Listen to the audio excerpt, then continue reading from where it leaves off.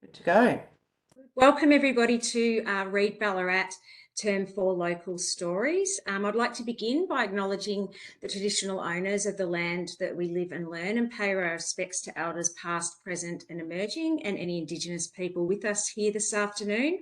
This October it is Dyslexia Awareness Month, and I'm thrilled to be able to introduce Heidi Gregory, who's from Dyslexia Victoria Support. You would have seen in Heidi's bio that was sent out that she's an advocate for social justice and evidence-based literacy instruction and intervention for children with Victoria. She's one of the founders of Dyslexia Victoria Support, which in 2018 was awarded the Victorian Premier's Volunteer Champions Award for teamwork. So one of the key things the community does is champion for dyslexia awareness and is a strong proponent of evidence-aligned interventions in school. And most recently, Heidi and the group were instrumental in the push for the mandated phonics screening test. So we're thrilled to have you here with us to talk more about the work that you do with DVS and the impact that it's had. Thanks so much, Heidi. Thanks, Catherine, Kathleen, Kate, Sue, and Shay and Reid. I really thank you for the opportunity to speak with you all today.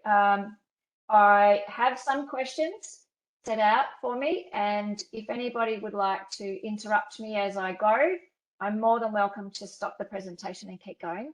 I just, as a bit of a way of background, Dyslexia Victoria Support was started in 2014, and I'm going to share the presentation in this presentation, and at the end we're going to send out the notes from the presentation as well. Dyslexia Victoria Support was started in 2014 with predominantly a bunch of very, very angry parents.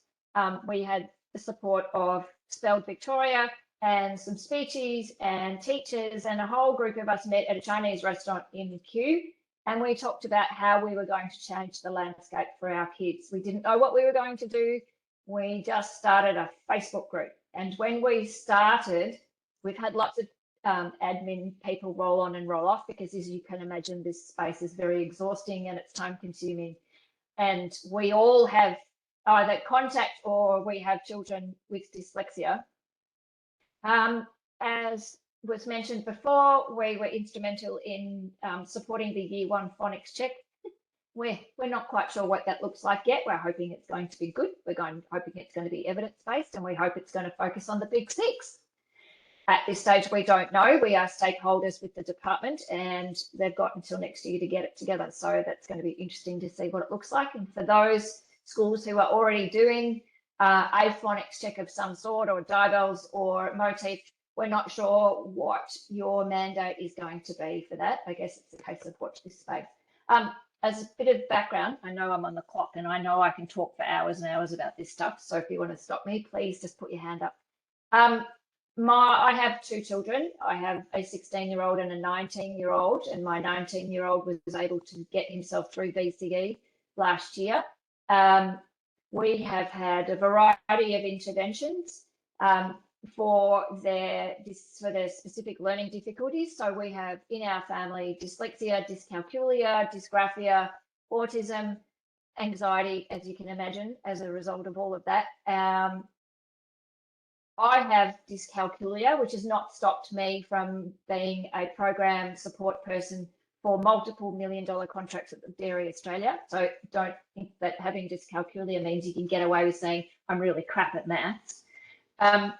I'm also the chief advisor on Distinct magazine. I'm a committee member of Spelled Victoria, and I was, and as was mentioned before, we're the recipient of the Victorian Premier's Volunteer Champion Award. And I'm also in a couple of books, and that's very nice. We're getting recognition. I just wanted to start off by saying, and it's a quote from Louisa Moats, people may know her, she's been around in the science of reading space for a very long time, and it sets the background for teachers and parents to understand that specific learning difficulties is, and particularly in my case, is a disability. We are part of that 3% that where we've had intervention, and it's been good intervention, that my children just didn't learn all of the aspects of reading, the Big Six, for example, And as a result, we have had accommodations at school, particularly for my child who just finished BCE. He had a scribe in class, and if anyone wants to talk to me about BCE accommodations, I'm happy to chat. And I'm just going to say, this is Louisa Moates' quote, and it'll come out in the package. We should abandon the expectation that serious reading disabilities can be fixed or remediated in a few short lessons per week or over a year or so. If evidence is going to drive our thinking, then all indicators point to this.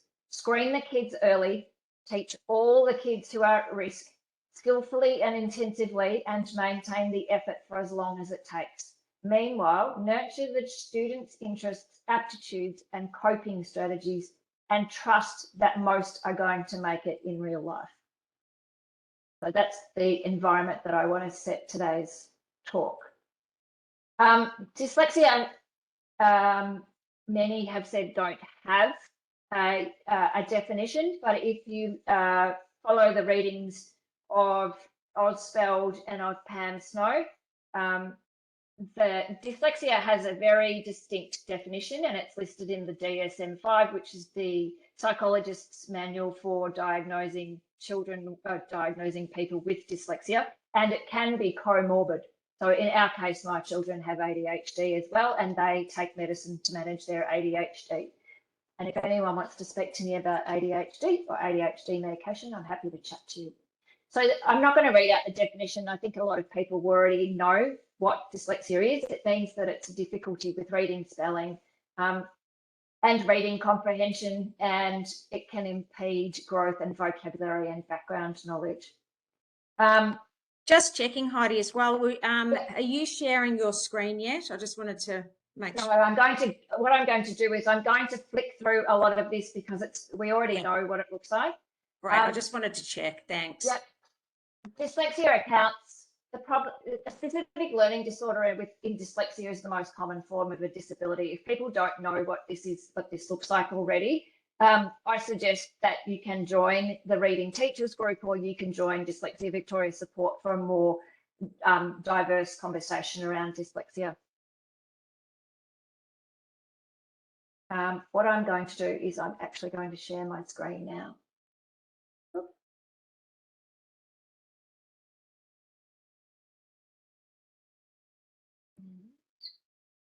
So some facts about dyslexia.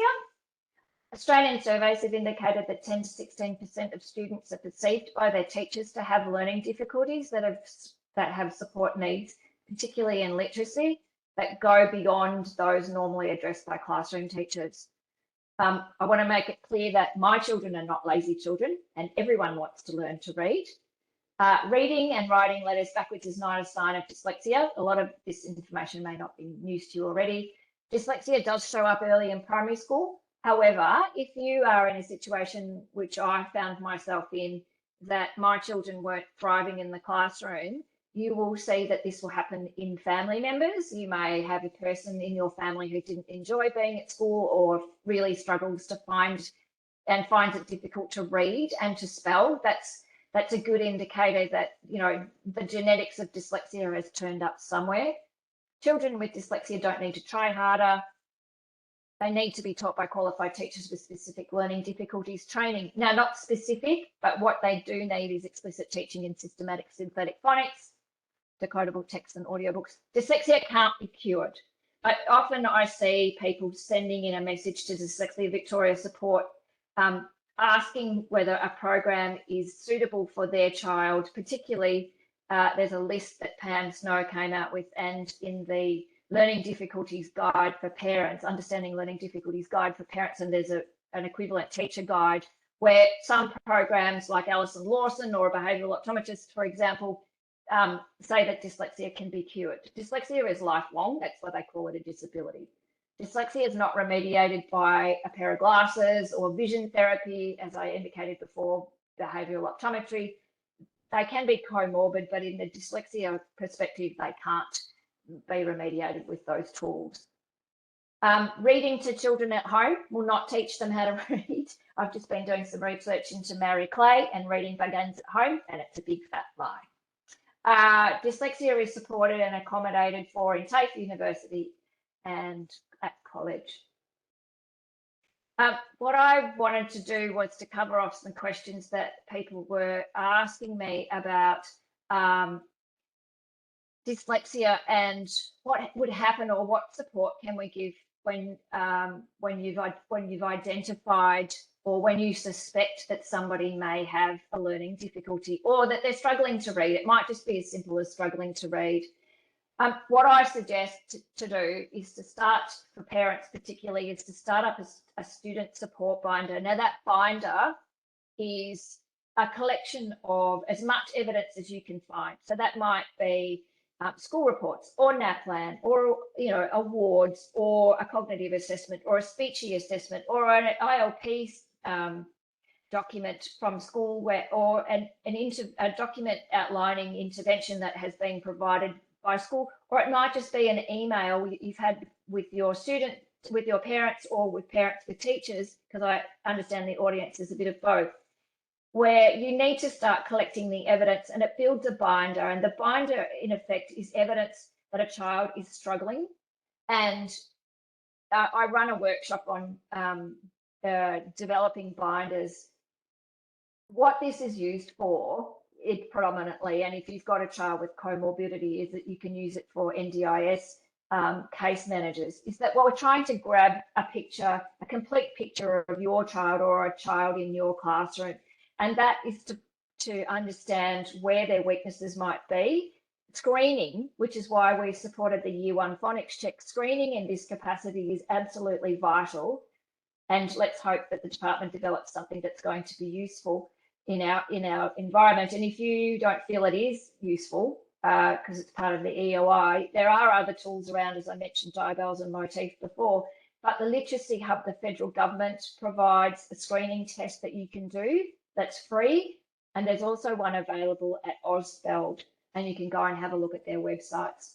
So what we're trying to do is to build a complete picture so that we can look at the intervention that would be appropriate for a child in the classroom.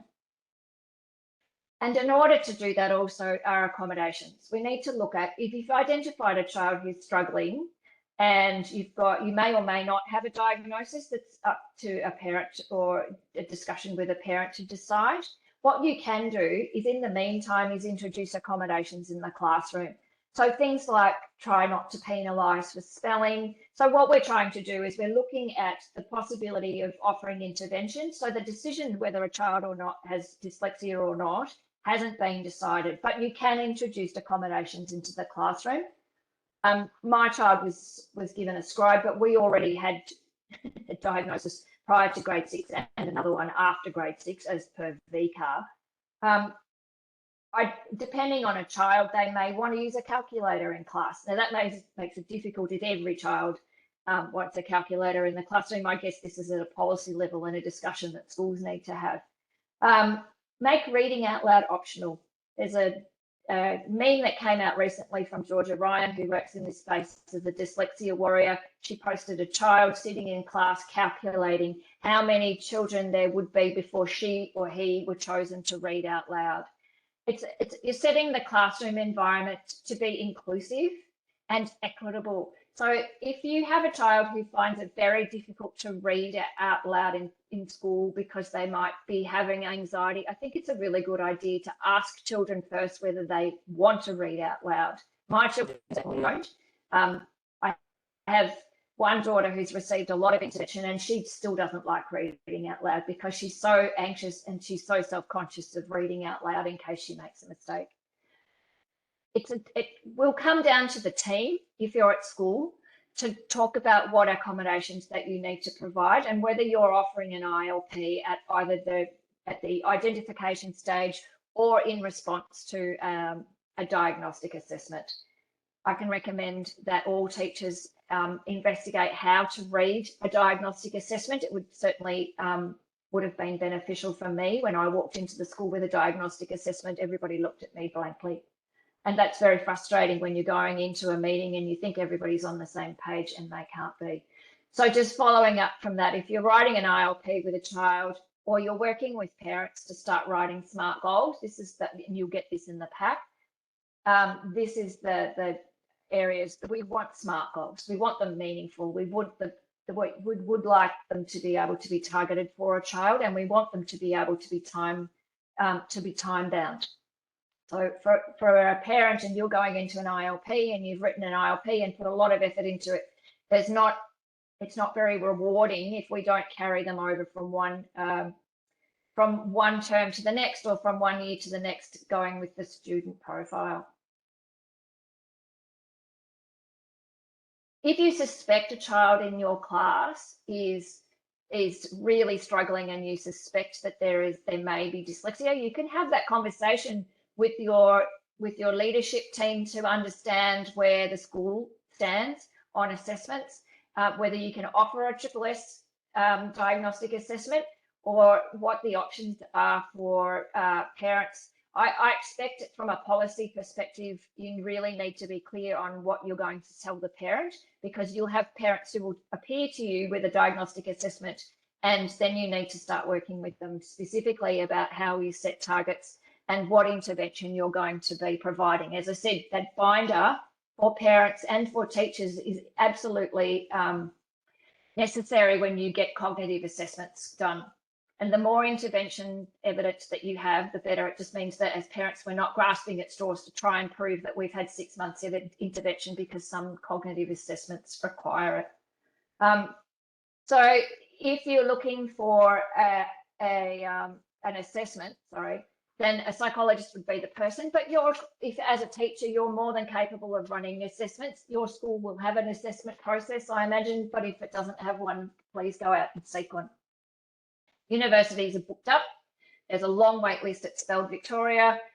These are for diagnostic assessments, so it takes a lot of planning. It takes some intervention, and as I said, it really is beneficial if you get a student support binder or a student file set up, and it includes all of the evidence that you've provided.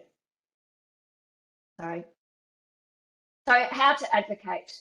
You need to advocate for a child. You need to advocate as a teacher. If you'd like to seek out more information, you're more than welcome to join Dyslexia Victoria Support. We are a parent group, but we do also have teacher members. We have allied health professional members. We have speech, as in speech and OT and psychologist members. We have a lot of parents in our group whose children have gone before me. Like my child's 19, he was diagnosed when he was in grade 3. So there's a whole cohort of people who have followed the history of where we've been across Victoria and how the landscape's changing. So you're more than welcome to join DVS. There are other groups around at the moment. There's a lot of science of reading groups. There's also some Reading Teachers Australia, Shared Best Practice, Reading League, so many science of reading groups, as I said. I suggest if you haven't had PD in this space, that you seek out the Solar Lab, that you seek out websites like 5 from 5, the Reading League, the Steno Report, and Spellphabet. We're becoming more and more attuned to the science of reading in our Facebook groups. And so if you wanted to jump in, you're more than welcome to post questions in the DVS space if you feel it's necessary. For a parent, I don't know how many parents there are in the room, but if you're not getting support at school, please seek specialist intervention. It's so important to get this intervention in the first 3 years. We didn't get any intervention until my youngest child was in grade 5. And for my eldest child, we had an MSL tutor, but I didn't get any formal school support until we did direct instructions in grade 5. You need to talk to so if you're looking for support, talk to your immediate family. But if you've got Uncle Joe down the road suggesting Erlen lenses, please just ignore it. It's not going to be useful. It's going to be so highly annoying to have this discussion with parents who walk into our space and say, but I went out and bought coloured lenses and they were told us they were fantastic. They're not. They make zero difference to reading and dyslexia.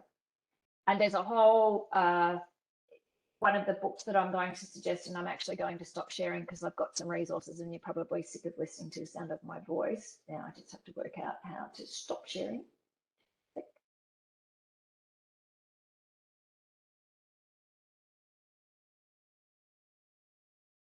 Oh, there we go. Okay, so I'm back. I think, can everyone see me? Yep, okay, so here's some resources. If you haven't already received, if you don't already know this one, this is Lynn Stone. Lynn Stone has a website. Lynn Stone's amazing. She's just been to the Reading League conference. They're recommending her book. Lynn is very straightforward in the way she speaks. She's very direct if those of you who are not familiar with her, she's very direct on what works, what doesn't work, and what is rubbish. So that's Reading for Life by Lynn Stone. Whoops, sorry, just hit the floor. This one, I might have to turn my background off. No, that's weird. It worked on the other one. Hold on just a second and I'll put the book up and see if it works. Here we go. This is another one I suggest that you get.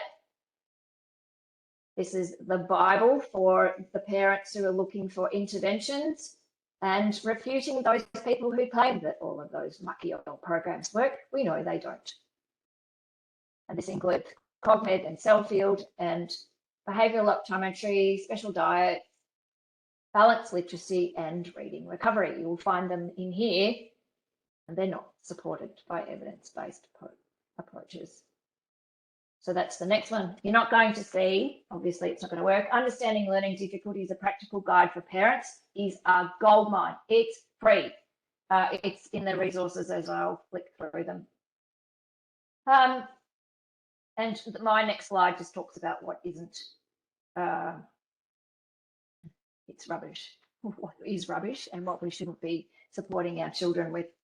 And that's things like Fast for Word is another program I subjected my child to, and all it did was make him cry a lot, over and over and over, and I just couldn't bring myself, and I'd paid a lot of money for him to do the program, and it just made him cry. Another one I did was an education program.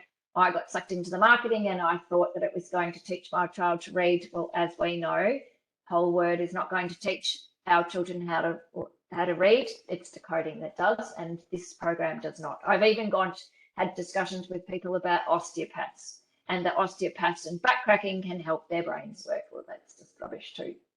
Davis Dyslexia Program, you'll often see them doing the rounds in the country.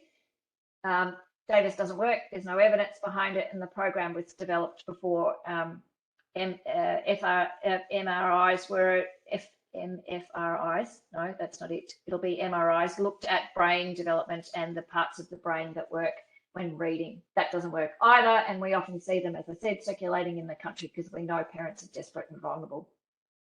And exercise programs don't work either. That's nice. Get on a bike and go for a ride.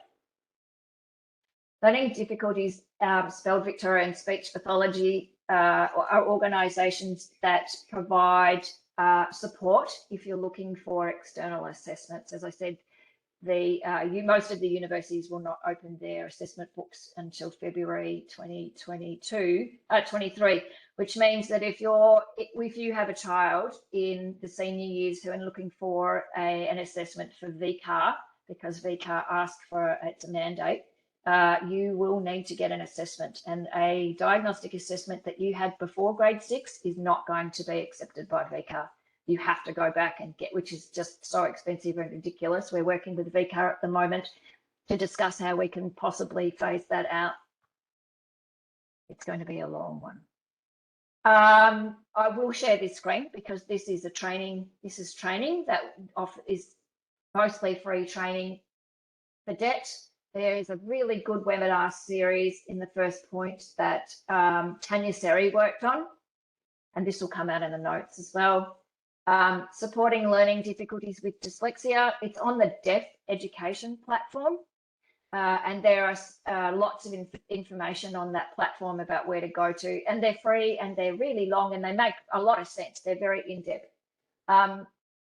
Learning Difficulties Australia provide training, they have had just a linear area, and if you're not familiar with her work, she was the alternative to Goodman about, and if only her work came out instead of bloody Goodman, we would be in a much better place. Her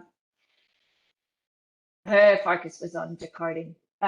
So Learning Difficulties Australia, I've just had the conference on where Jen Buckingham, Jocelyn Seamer, Nate Swain and Amina McLean were were speaking, go and follow them on Twitter if you're looking for a really good discussion, a healthy discussion on the science of reading.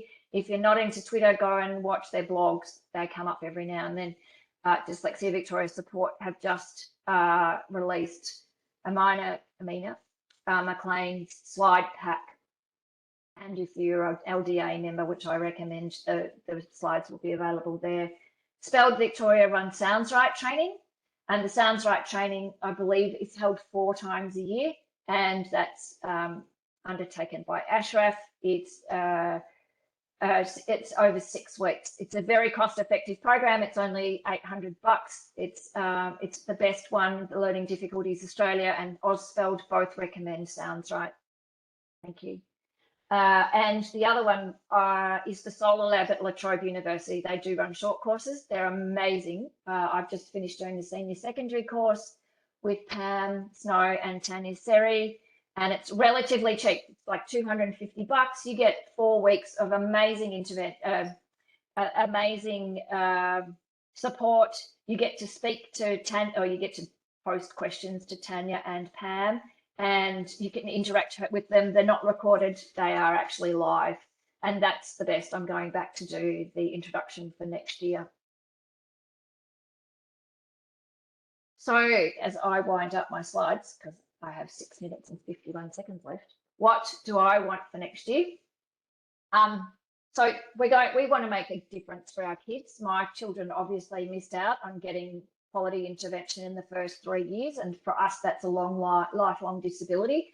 It has affected several generations in my husband's family because they have not received appropriate intervention, and I was hoping that we could nip this in the bud. So maybe by the time I have grandchildren, if I ever get them, I will be hoping that it's a full science of reading intervention environment for my grandchildren. My daughter doesn't have such significant difficulties because she's had so much intervention with a speech pathologist. Yay for speech pathologists, because our school was crap and I moved. She's been to 3 schools now, and when you get into the senior levels, it's all about accommodations because no teenager wants to be going to spelling classes. So keep it in those first 3 years. What do we want? Well, my wish list for Santa, the first one has been met. Thank you very much. Jackie Tarquinio, as a parent, joined DVS, had an idea. She came in with an e-petition. We supported her when nobody else would, and we got it through. Tricky, but we got it through. Not entirely sure Det was really happy with it in the end, but too bad. We want some more qualified teachers in our space, and we need more support for teachers.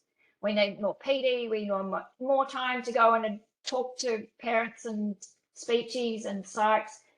Everybody knows that teachers are time poor. I do know. I've worked in schools. Everybody's time poor, and not everybody is well supported. I certainly know that from when my daughter was in primary school and I was having conversations with her. We had a cookie cutter report writing program at the end of the year where I'd had a meeting with my daughter's teacher, and I asked her whether she was really supported, and she said no. And she was a graduate student. She was teaching prep.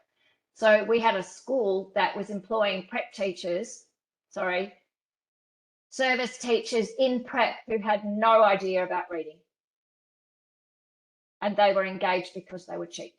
And so I had 3 years of teachers who had no idea, and that was really sad. It was sad for her. I think she ended up leaving the school, and it was really sad for us. We want explicit teaching in every classroom. If you don't know what explicit teaching is, please go and find out. Do PD. And also, because I've worked in libraries for most of my life, I'd like decodable text and audiobooks in every school library and in every classroom. So I think that's my presentation. And if anybody has any questions, let's open the floor to questions. So if anyone has a question, feel free to take yourself off mute or put your hand up, or please do. Put it in the chat. Kate's already asked a question around what do schools need to do to be dyslexia friendly to family and students? Dyslexia friendly, that's a really good one. I know that some organisations claim to issue certificates for dyslexia-friendly schools, and that's fantastic. The question is going to be, what does dyslexia look like in their school, and how far are they prepared to go? From my perspective, if you're looking for a dyslexia-friendly school, it's about equity and it's about inclusion. We need to include parents in this discussion. I understand that it's really quite difficult for teachers to have this discussion with parents because parents are emotional, parents are vulnerable, as you know, our teaching staff are. We need to make sure that we have every tool and PD made available to all of our teachers, and it's got to be good quality teaching. To make them dyslexic, well, put decodable books in the library, get explicit teaching in our classrooms, make sure that all of our intervention programs about systematic synthetic phonics or direct instruction.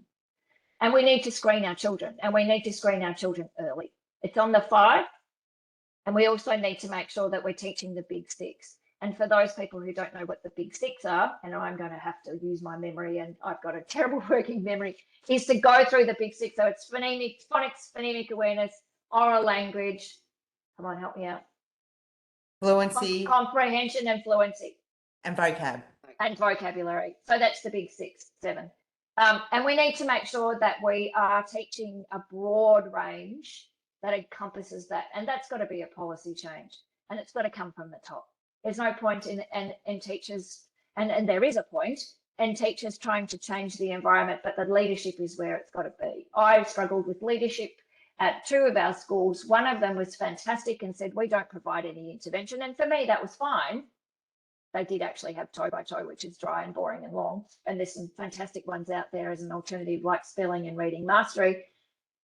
But what I was looking for was psych support for my child who was bullied. And she decided at grade 2 that we needed to move schools. And so that's what I needed. I needed to make sure that my child was taken care of. Whereas when my son was at school, I would have these conversations with our advocate and I would get smile and nod. And smile and nod is so destructive when you're a parent and you're pleading with the school to teach your child to read, because then it just means that if you're, especially in your remote areas and there's no friendly speech around and there's no one with evidence-based training and you're looking at behavioural optometry as an intervention or some Davis program, that it makes the conversation very difficult. So make sure you stick with the evidence. That's basically it. If you want a model for science of reading schools, Bentley West is out there. Docklands Primary with Adam Bright is out there. There are a lot of schools who have MSL, which is multisensory language or learning. There are a lot of schools, and on the shared best practice group, there is a map that highlights the science of reading schools. Now, don't ask me to add to it because I can't, because I'm not the founder of that. But if you're a school that teaches reading recovery and you want your school listed, please contact me and we will make sure. We have a very extensive list of schools who are doing reading recovery and leveled literacy intervention. And for those people in the room who follow the science of reading journey, you'll know that there's no evidence for them. And, you know, it doesn't cover all children, and reading recovery tends to fall off. Okay, have we got another question? I was just going to say, Heidi, I was going to bring up the Google Maps because I think one of the things that we know with parents is the despair with some families that comes when their child isn't learning to read, especially, you know, when they're getting to grade 1 or grade 2. So yeah. I think Dyslexia Victoria Support Facebook, the size of the group is so indicative of just the engagement of families now beginning to learn about how children learn how to read. So those Google Maps for families to be able to look at, you know, what practices are occurring in schools is great. I suppose one of my questions is, what are the questions the best questions to ask the school if your child receives a diagnosis or that you suspect that your child is showing a profile of dyslexia? For parents, I guess when parents suspect that they have their child has dyslexia, the first 2 points I want to make is don't panic, and secondly, it's not your fault. It's not your fault that your child can't read. It may be genetic. It may be a case that your child hasn't received quality intervention at school, and that could be easily picked up. But parents overwhelmingly believe that it's their fault. We were led to believe, you know, from decades ago that Mary Clay indicated that we should be preparing little brains to go to school and that we should be reading to our children. And we know that reading is lovely and cuddly and warm and beautiful, beautiful books. It's not going to teach a child how to read. It's bad science, and it's not going to do that. What I ask parents to do in this environment is speak to your classroom teacher first and foremost. In the Understanding Learning Difficulties book, there's a flowchart, a fantastic flowchart where you can go through the flowchart. I'm just going to see if I can bring it up because I've got the Learning Difficulties guide in front of me, where you need to speak to your teacher first and foremost and ask whether there are any observations going on in the classroom for your child, because you may not be aware, because these little guys are pretty tricky, when they say that they're reading, but actually they're not reading. They've memorized the word. So when they ask you, Mum, like my child did, can you just read this Thomas the Tank Engine book again and again and again? They are tricky and they'll memorize the books. So there is actually a flowchart, and I'm just quickly going to share my screen again. And this is what it looks like. Oops, sorry. I'm just going to make everybody feel sick, flipping backwards and forwards. So on here, that's called What to Do Next, a decision-making chart for teachers. Can everybody see that? Can I get a nod? Yep. Sorry, for parents. And the first box is, I think there's a problem with my child's reading, spelling, writing, maths. Specific learning difficulties covers all of these spaces. I know we're just focusing on dyslexia tonight, but it does. Even though other areas of the developing, including language, appear to be age appropriate. And then you follow the flow chart through the process.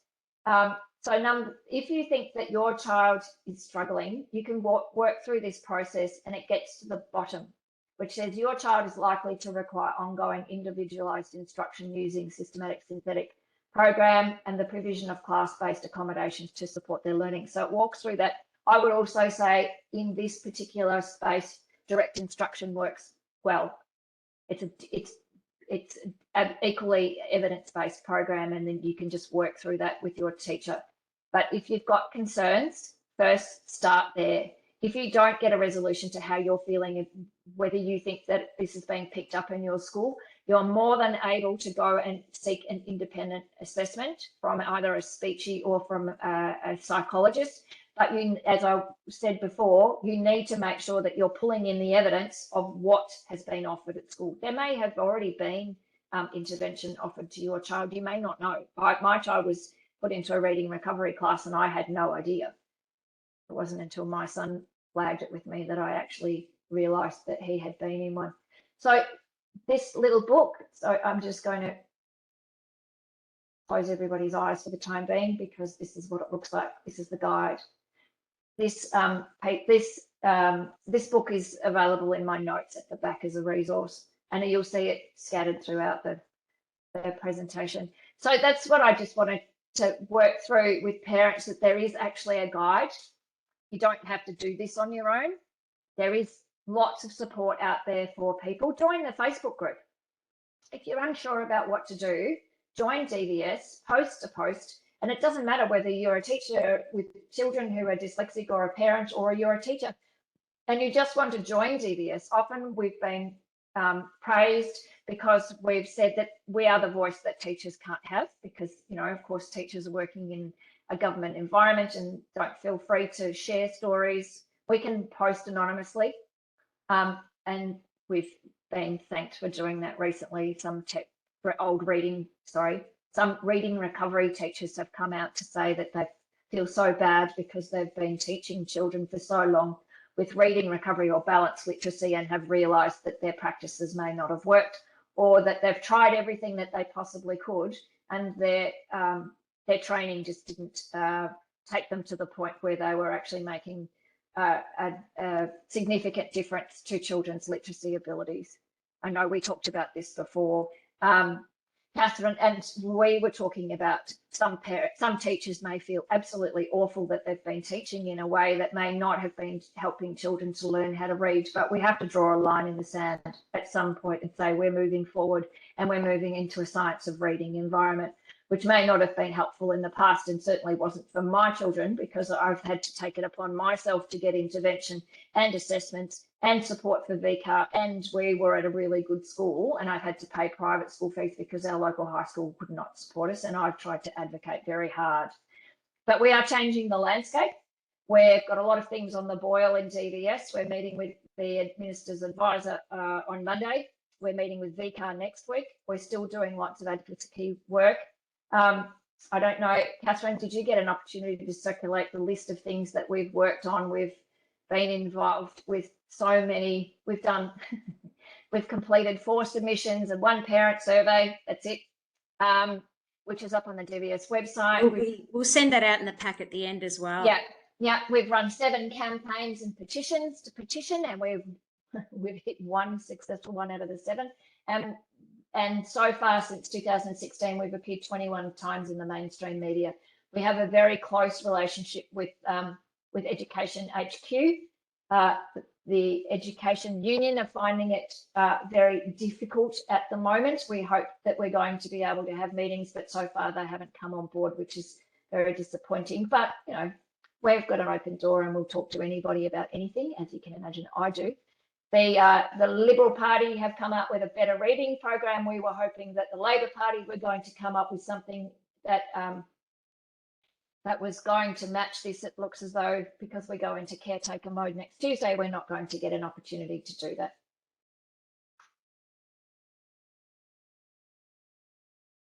If anyone wants to ask me another question.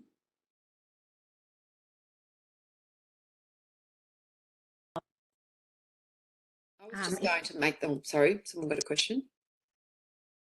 I was just going to make the comment, Heidi, today I was sitting with a teacher who just, we've been listening to Sold a Story of Hanford's podcast.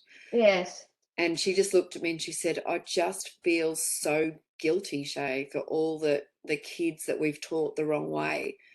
And I think after the LDA conference on Sunday, I just, you know, Jocelyn Seamer had such a strong message for us all that we have to take teachers along with us and not, you know, not blame ourselves. And we have to say, yep, it was done wrong, but look, we've got an opportunity to do it right now. Mary Clay blamed parents as well. Yeah. She blamed us as parents. I was having this conversation before. My parents would have bought into the Mary Clay theory with this little book that said, you know, better reading begins at home, because, you know, we were supposed to be mothers who stayed at home and read to our children, and they were going to be all embrace literacy, and if it doesn't work, just keep doing it. We have, Dame Mary Clay knew nothing about dyslexia at all, and those children who didn't acquire the skills to read and go to school. We can't blame ourselves in this space. I may have when I started on this journey, because I didn't understand, I didn't read the room. I didn't know what the room even consisted of, and I hadn't even gone into the science of reading, or prior to the science of reading, where Louisa Motes talks about reading is rocket science. I had no idea. So it meant for me, the best thing that you can do is join a social media group, because there's just a free flow of information. And then when people come around and they'll go, I'm actually a reading recovery teacher, no one cares anymore, because they're in the group, they've bought the story that we're selling, which is the science of reading works. And we know we have to change the landscape, and we embrace, I've got intervention. I can kiss my 19-year-old goodbye and say, you've done it, well done, pat him on the back and go, yeah, good on you, got a gap here. But our journey still continues, and what I see in DVS is that we still have people with the same practices for kids in year 1 to 3, which is why we're so happy about the year 1 phonics check if the department can pull it off properly. Properly is the big word. It's distressing. It's distressing for everybody. We were told the lie. We were told the story, and the Emily Hanford podcast and all of her other ones prior to the one that we're currently, and I ask everybody to go and look at it, to look at them on APM Network, is that Emily Hanford started looking at this because she couldn't understand why children were failing to read. It's not just about dyslexia anymore. and it's too late for us to change our name because we're wedded and we've got market, branding and everything. But it's about a whole school approach to reading. It's not just pulling kids out of the classroom and offering them, piecemeal breadcrumb intervention. This is about a whole school approach. And balanced literacy is reading recovery was never meant to be an intervention program when Dame Mary Clay started it, and then it ended up as one. And now it's been proven not to work. And balanced literacy is ending up the same way. They're both debunked, but we can't remove legacy programs from our existing schools. I've seen them on the floor when I worked at the department. I was archiving for the department. It's sad to see them there, but it's really difficult because there isn't any money for parents, teachers who want to do their own PD. You can get Jocelyn Seamer to come and speak to you. You can get Lynn Stone. You can get, go and do the solar lab. Yes, it is scary and it's distressing. And we are all time poor. There's so many free resources out there too. I think when I started realizing with Reading Recovery that it wasn't working, and I actually was Reading Recovery trained, and every time I answered a question, I was told I was wrong, and I was like, I feel like that's right what I'm saying, and it ends up being right. But I think just the resources that are out there for free, like Parker Phonics and all those places you can go and download things without having to ask school for money, just to get your head around things and understand where you should be starting with kids, is a really good place to start too. I think the solar lab now, Pam and Tanya have got the solar lab out. That certainly cemented for me, cognitive load theory, about comprehension and about a lot of the stuff that I'd already investigated, but I don't have a teaching background. And if I can find this stuff, a lot of other people can, and a lot of other people can find it on our website, because we only support evidence-based intervention support. So that you won't find any great discussion about lenses, because I shut it down really quickly. You won't find any great long discussion about behavioural optometry, because we know it doesn't work. In the Understanding Learning Difficulties Guide, as a shortcut, there are programs that work and programs that don't. And I suggest, and there's also some really good support sheets on the practical guide that's available on the Ausfeld website. And just little sheets. You can give them to teachers, you can give them to parents, you can help them.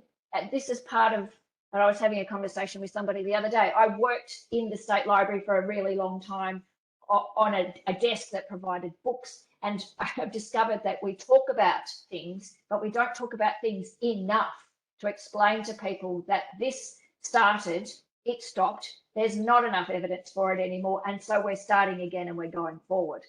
So we need to continue that dialogue and be open with these discussions and be inclusive in these discussions, because otherwise people feel ostracised and they feel defensive.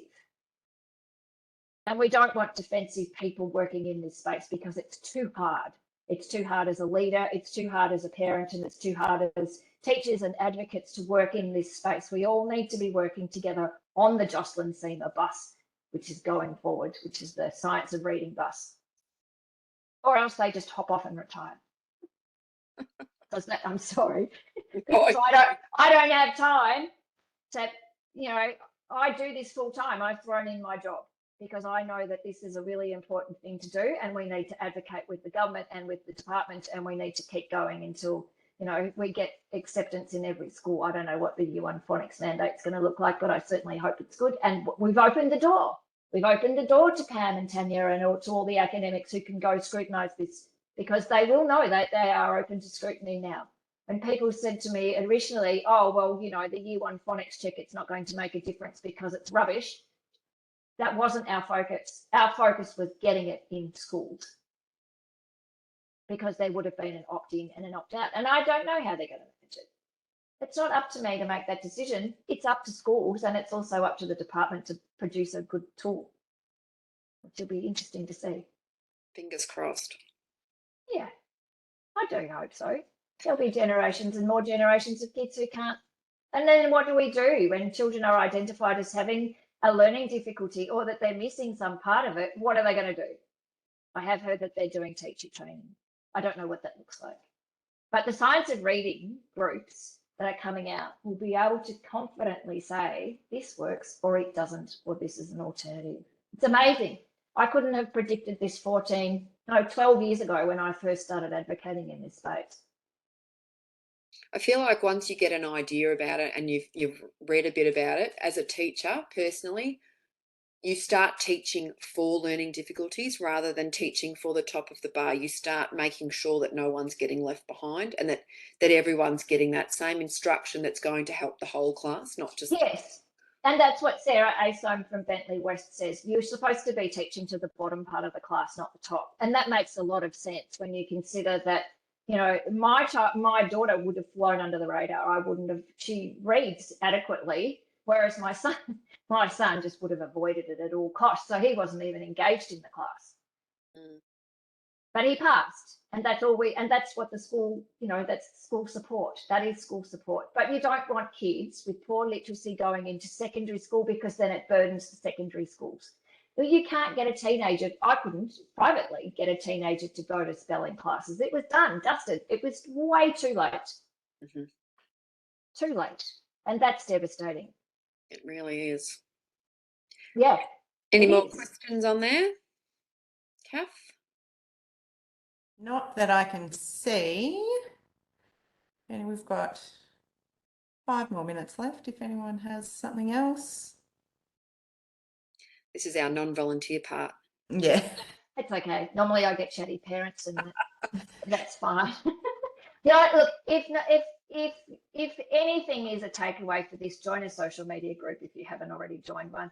The Science of Reading, there are lots of groups. What I should have learnt in college was a good one. Science of Reading, what I should have learnt in college. There's us.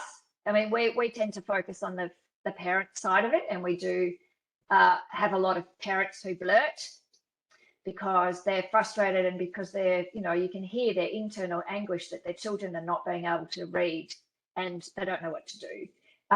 Whereas the Reading Teachers Australia is the practical side of it with Tina Daniel. She's working at the Solar Lab as well. And then there's Nate Swain's space. He's a school teacher as well. So, you know, there's lots of support. If you're still struggling with the idea of what the science of reading looks like and not totally convinced, or, you know, not getting help from a leadership perspective and you want to drive change in the school, there is a lot of support. There are a lot of teachers out there who want to drive change in this environment and finding it really hard to get momentum and discovering that if they join a Science of Reading space, then they can, it's just about the evidence. It's the same as the support binders. You need to provide the evidence that this is working for schools. Churchill Primary had the best NAPLAN results, and I encourage everybody to do NAPLAN, had the best NAPLAN results in 2021 that they have ever had, and their school is a total Science of Reading school. If you want to see the maps for reading recovery and how pervasive it is in Victoria, I can pop that up on the screen if you want to have a look. This is level literacy intervention and reading recovery, because we both think that they don't work. Let me just pull it up. Science of Reading map is also there.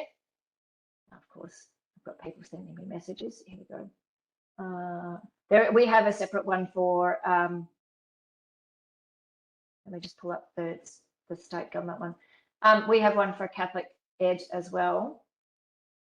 So this is, and I've just got to share my screen, just bear with me for a second. These are the schools across the state that we have either looked at their annual reports, their websites. If your school is on this map, you can go and have a look. I'll send a link in or join DVS. If your school is on this map or not on this map, and you know that they have level literacy intervention or where's Ballarat? I'm not doing a good job finding my geography here.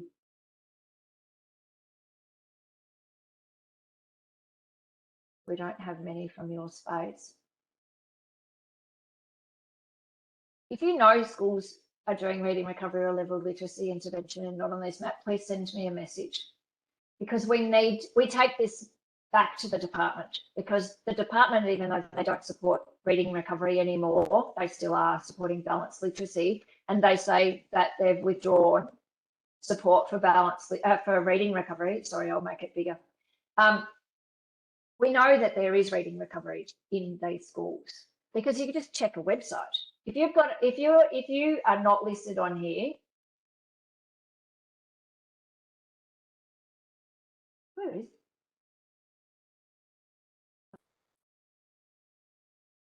If you're not on here, and we know that because we might have some members from Metro as well, and you're on this list but don't want to be on this list anymore because you're a science of reading school, please reach out to me and we'll take you off.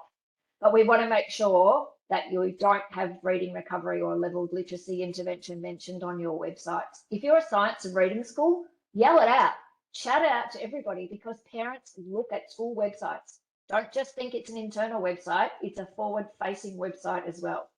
So take this message, make sure that the message you're sending out to prospective parents is clear. If you don't use reading recovery or LLI, make sure you take it off your website. Pretty shocking. And this is just the state government schools. A lot of schools there. It's a lot of schools. On this one, you should see how many are on the Catholic schools map. I haven't joined them together. I must do it one day. It's quite scary. Oh, if that's just department schools, that's scarier. I thought there would have been Catholic schools in there. No. We've got them on a separate map. If you're interested, I can bring up the Catholic schools map. Just a sec. Go back to the map. This is the Catholic schools one. And this isn't complete. We've got heaps to go. Scroll out. Close your eyes. So these are the Catholic schools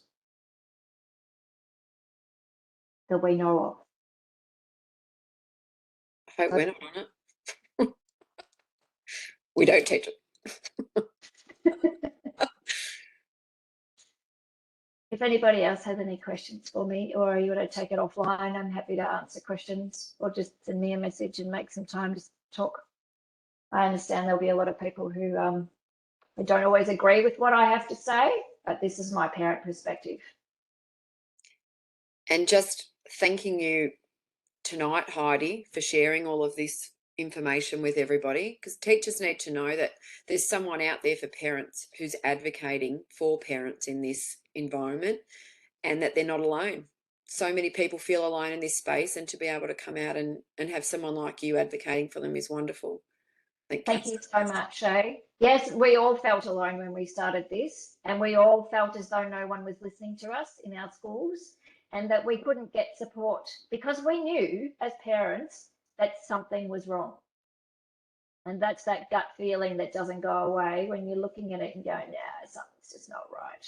The school reports are coming back positive, but my NAPLAN tells me otherwise. Mm-hmm. I am a strong believer in doing NAPLAN, unless, of course, children are suffering from extreme anxiety. But you can get accommodations. You can get accommodations for NAPLAN. I made my kid do a 14-point NAPLAN assessment once when it was back in the day when it wasn't online, and he yelled at me afterwards and said, "Why did you make me feel so bad?" I said, "Well, you did NAPLAN, Miles. That's all I wanted you to do." Terrific. Thanks everyone for coming. Just in the interest of time, I'm sure people are running off to cook tea and do all sorts of things. But once again, thank you so much, Heidi. And I'm sure Kath will be sending out, or Kate will be sending out a pack with all of the details and the slides. Yeah. If you have any other questions and you need to get in touch with Heidi, she's showing you how to get in touch with her. You can also get in touch with us at Read Ballarat.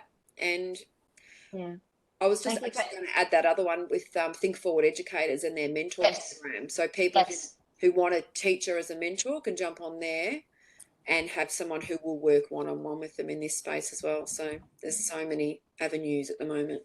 And I'm really proud to be involved in this presentation today, because it just solidifies my thoughts that we are extending the science of reading across Victoria, and Ballarat's a great space to be in if you've got a group of teachers and parents who all feel the same way and sharing information between each other. It's amazing. It is. Thanks so much, Heidi. Thank you very much. Have a good